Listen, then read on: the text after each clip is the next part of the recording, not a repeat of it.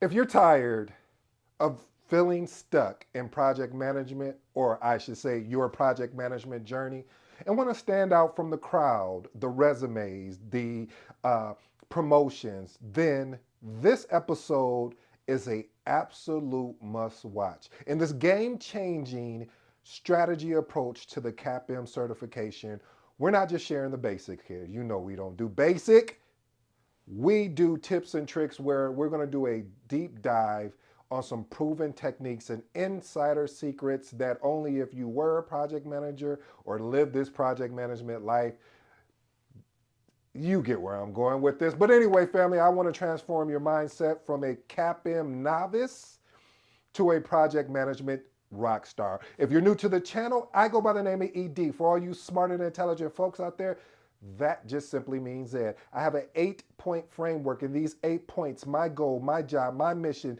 is to unpack today's title, which is entitled, How Do You Get the Most Out of Your Certified Associate in Project Management, or what we call CAPM? You mind if I share a story with you, family? The reason why this came about is because of the fact that I see a lot of people that are going after their CAPM or have already obtained or may recently have just obtained their CAPM. And what I notice is the same thing that I did what was wrong, and I want to share those with you. And these are things that you won't even see people share a lot, because it's not that it's embarrassing, it's the fact that they're like, why didn't I think about it? And then at that point they moved on and probably forgot about it. But for me, I remember this because it was painful. What do you mean, ED? What is the story about? Where are you going with this? What I am saying is that a lot of times when you're going after your CAPM, what is your game plan? What happens when you get your CAPM? Okay, congratulations, you got it. What's next? What should have you been doing in between as you were going after your CAPM? That is what we're going to unpack today. Meaning, as you're going after your CAPM, or even if you have your CAPM, what can you do now so you can ensure your success later? So my very first point, family, is let's celebrate you. Let's celebrate you because I want to celebrate you because I know the journey, what it looks like to go after your CAPM, because it's not as easy as people make it seem. You know, they always say the PMP is extremely hard and the CAPM, oh, that's just a walk in the park because you have to you just memorize things. It's just not that easy. And for those that are currently in the process and those that really respected the process, they understand that it wasn't as easy as well. So first of all, I really truly want to celebrate you. First, I want to celebrate you because you are on this journey. Second, I want to celebrate you of those who've already obtained their CAPM. But once you do obtain it, you want to be able to post this in your network, in your LinkedIn network. Let employers, let future employers know. Um, Demonstrate with stakeholders your commitment to actual project management excellence. Ensure the very first thing that you want to do is update your resume, your LinkedIn profile, your email signature as well. And also, if you talk about anything socially, put it on your social media as well. All right, let's move into point number two. Point number two, set clear goals. Message. Listen, family, if you're new to the channel, anytime that I say message, that means this is something important. This is something you want to lock in. This is something that you want to grab you a piece of pen or a piece of pen. This is who you want to grab a pen and a piece of paper and write this out. If you don't have a pen, go get a pencil. If you don't have a pencil, go get a crayon. I don't care. Just rewind this part back here if you don't remember. But seriously, family, point number two is set clear career goals. Family, when I was going after my CAPM, I didn't have a clear goal.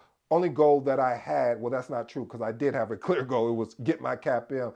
But looking back at this is what I wish I would have done. I don't have any regrets, but I want to help the next person that is actually either going after their CAPM or currently are, just recently got it within the last 6 months to a year.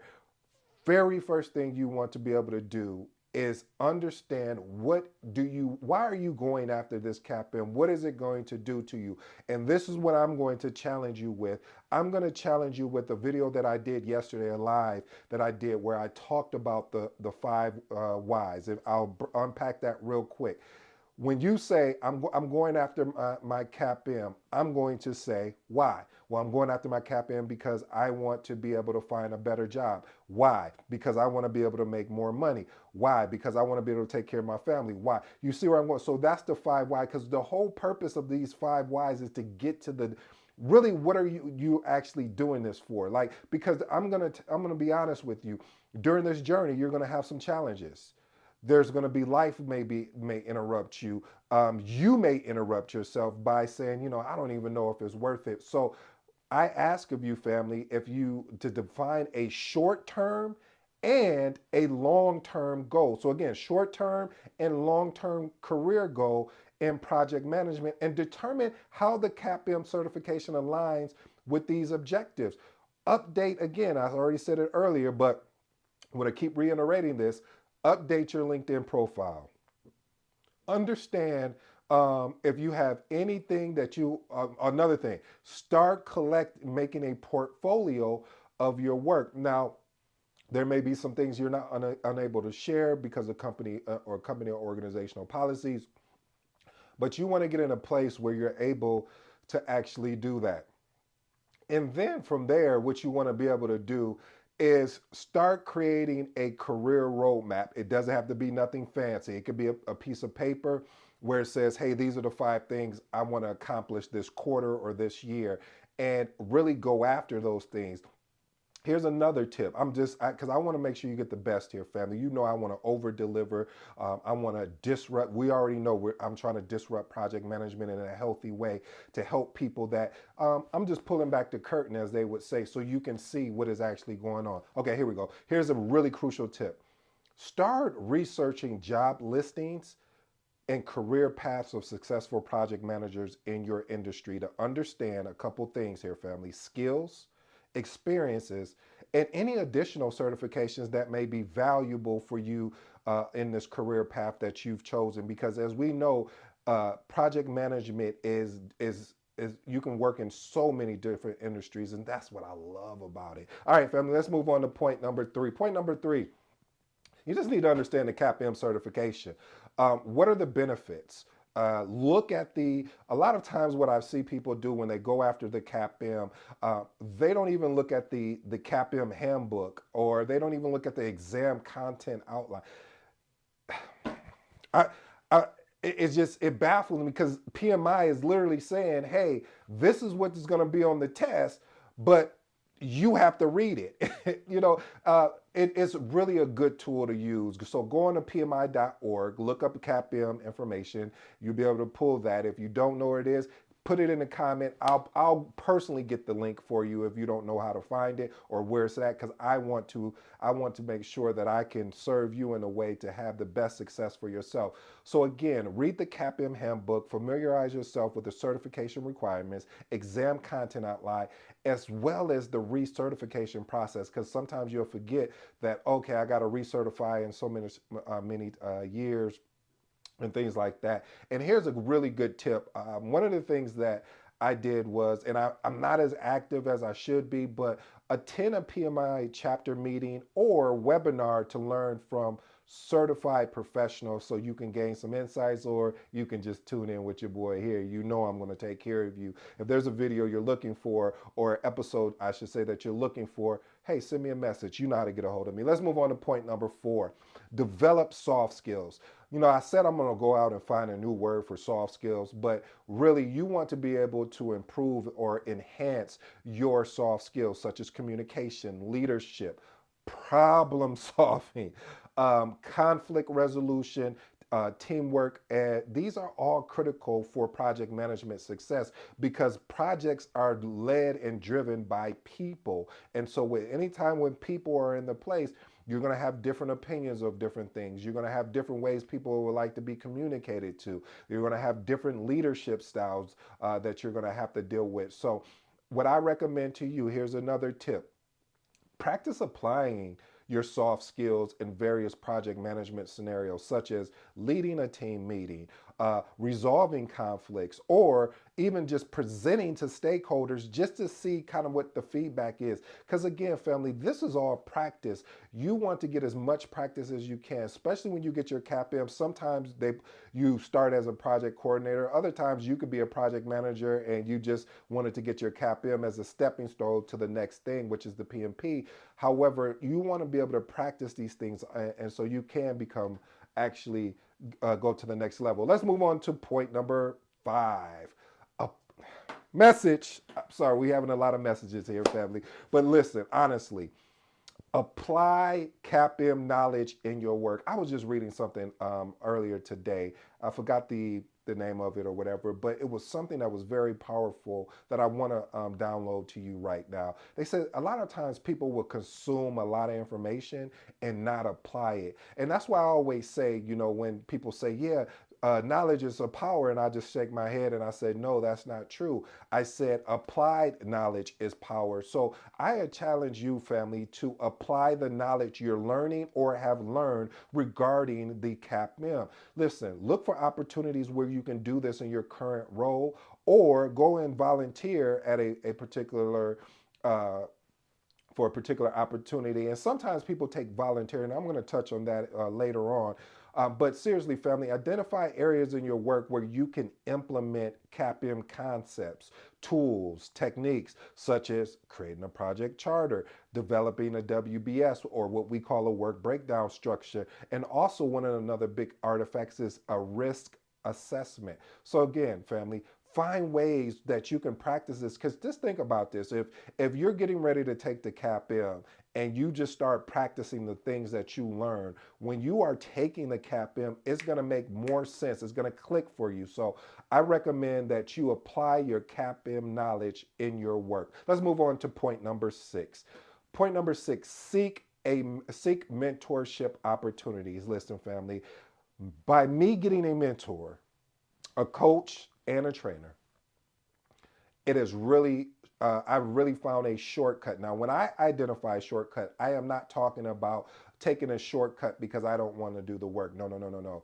I am talking about a shortcut in which I have an opportunity to learn from somebody that has already been through of where I am going. Does that make sense? Okay, you don't like that one. How about this?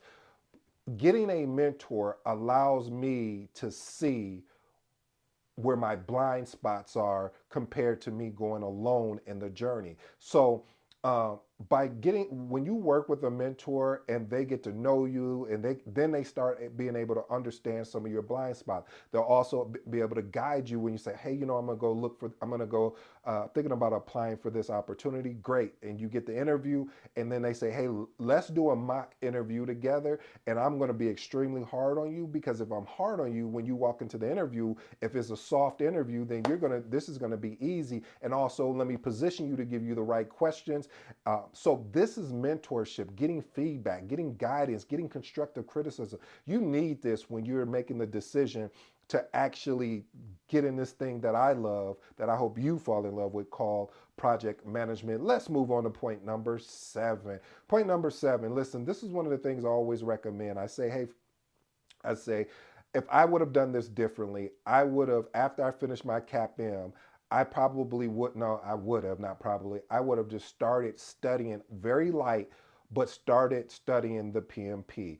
So point number 7 is pursue the PMP certification. Listen, one of the things after you get your CAPM, if you have the qualifications to sit and pass the PMP, I would get started right away. I wouldn't put it off. I wouldn't wait. This again, if you have the qualifications to apply to get the PMP. Why do I say that? Because you're already in study mode. You're already focused and locked in. So being able to ride that success of sitting and passing your CAPM, I'll say just get started and start studying for your PMP if this is the where you want your career to go. If not, then hey, again, congratulations to you. So I challenge you, family, to do, as soon as you finish your CAPM, to start the process. And if you don't qualify, because I know people are out there like, well, hey, I only got a year of experience in project management, or even less than a year. I wouldn't even qualify for the PMP right now. Again, I would recommend to you, as part of that plan that we talked about, that career plan, I would start saying, hey, you know what? I'm going to work, since there's 10 knowledge areas, I'm going to work on a knowledge area each day. Knowledge area, integration, knowledge area, scope, and knowledge area, time. So all I'm saying is study slowly while you're learning the information, so that way by the time when you're ready, a couple years or 2 or 3 years out, it's as they say, you'll hit the ground running, because you've been studying, not as aggressive as you was with the CAPM, but now that you've been studying over time, when you really lock in to study and spend more time with it, you won't be so far, it won't feel like you're starting over from scratch. So again, pursue your PMP certification if you qualify for it. And point number 8, volunteer for project management roles. Every time I bring that up and talk about it, I think to myself now, I think sometimes we get caught up in volunteering, meaning, oh, I'm going to go volunteer for somebody. No, what I'm saying is, if you work for a corporation, organization, or whatever, see if you can connect. If they have a project management office, see if you can connect with the director or whoever is over the PMO, and ask them, hey, is it possible that I could volunteer on some projects, and say, I only this is the bandwidth that I have, as far as, and this is, I'm just being honest with you, family, this may cost you something, and it's going to cost you something, meaning that you may have to give up your lunch, or you may have to come in earlier and work, an hour before your actual shift, or what you're supposed to be doing, starts, or an hour afterwards. Listen, I'm going to tell you this. If someone came to me, and I am the PMO, I'm over a PMO, and I have someone that is pursuing their CAPM, or already has their CAPM, and they want to go from a project coordinator to project manager, I'm going to work with them and say, listen, you can volunteer by, hey, could you work with that project manager? And what I'm going to ask of you is these things, or what are some of the things you feel like you want to work on? And so you want to work. The thing about this, family, I don't want you to get it confused of, that is the proper way to do it. I know a lot of times you want to go outside the organization, but being able to go inside the organization, especially if you've been there, it's an easier opportunity, because they know of you in some sort, and then they'll see your ambition and going to want to say, you know what, we want to help this person get to that next level of project management. I got 2 bonuses for you, and then I'm gone. Bonus number 1: contribute to the project management community. This is exactly what I'm doing here. I make a lot of content around project management. Why do I do that? First of all, because I love it. Second of all, I really want to help those that, when I was coming up in this thing called project management, there wasn't the content of some of the content out there that wasn't that great. And when I mean it wasn't that great, they talked about the artifacts, the more of the theory stuff. Where here, I try to keep it balanced, but I really more or less talk about real life, meaning when I'm telling you, hey, before you take your CAPM, have a plan of, when once you get your CAPM, how are you going to go after looking for jobs? How many job opportunities are looking for someone with a CAPM? These are the type of things that I was just blind at. Like, I was like, oh, I got my CAPM, and I was so excited. I was like, oh, okay, now what's next?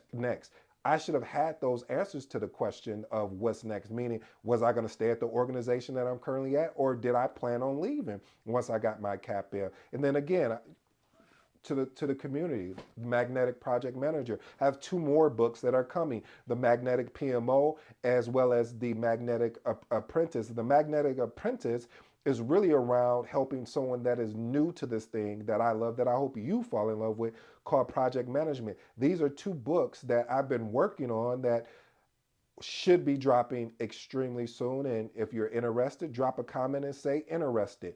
Anyway, going back to contributing to the project management community, this is just very important, of being able to give back to those that poured into you. Phil, shout out to you. Scott, shout out to you. These are people that poured into me as I was going after my PMP, as I was going after my CAPM, and just all my mentors around project management in general. So again, family, you want to be able to do that and give back. Here's my last and final bonus: don't stop, trust the journey. Listen, I don't know how many people I've seen start and stop going after their CAPM. I don't know how many people I've seen after they got their CAPM, they felt stuck. They felt like they didn't accomplish anything. And I don't want that for you. I want you to trust the journey. If you really want to stick with this thing called project management, go after your PMP. If you don't want to go after your PMP, fine. But understand what your game plan is, so that way you're not disappointed or you feel some kind of way. Because sometimes we can beat ourselves up because we felt it should have been more excitement, more balloons and everything. But I digress. Point I'm trying to make, family, is the ability to be able to focus on what are my next steps in this journey. And you may not get them right. It's not up to you to get them right. It's up to you to make a decision. And then once you go through that decision, say, okay, that's not it. All right. We'll be adaptable and have agility. We'll just pivot. So please, family, when you take on this journey, don't stop. Trust the journey. I know it's a long journey when you're going after your CAPM. I know some people have been able to get their CAPM in 48 hours or 1 week, but I know that's not you, and that's not how you want to do it. You want to be able to understand and digest the information, so again, you can apply the information to your job. Here's my 3 closing remarks. Set clear career goals. I said that before, family. The importance of being able to set clear career goals, meaning updating your resume, updating your LinkedIn profile, understanding, doing a job search to see, hey, what is the price point for someone with a CAPM that has X amount. Do your homework and make a decision. If already have these decisions lined up when you sit and pass your test, if you, the organization you're at, are you going to stay or are you going to leave? Point number 2, apply your CAPM knowledge in your work. That's what, you remember what I said earlier. They said, well, knowledge is a power, and knowledge is power. And again, knowledge is not power. Applied knowledge is power. So again, look for opportunities where you can apply what you've been learning during your journey and after your journey. And then the final thing is seek mentorship opportunity. Family, is going to be imperative. It's going to be important. It's going to be dire that you get you a mentor that can assist you along your journey. I truly hope you enjoyed today's episode. I enjoy delivering it today. Thank you for this opportunity. I don't take it lightly. Anytime you leave me a comment, anytime you hit like or subscribe to the channel or listen to the podcast, I'm so humbled and grateful, because I started at this probably a year ago of putting peer project management content out. So I'm super grateful to you guys. I think I want to do like a grateful show where we just hang out and you come on the live if you want to and ask me questions. So I'm still working through those kinks. But again, I truly appreciate you. I hope you guys have a great and amazing day. Until next time, you know my slogan. I'm out.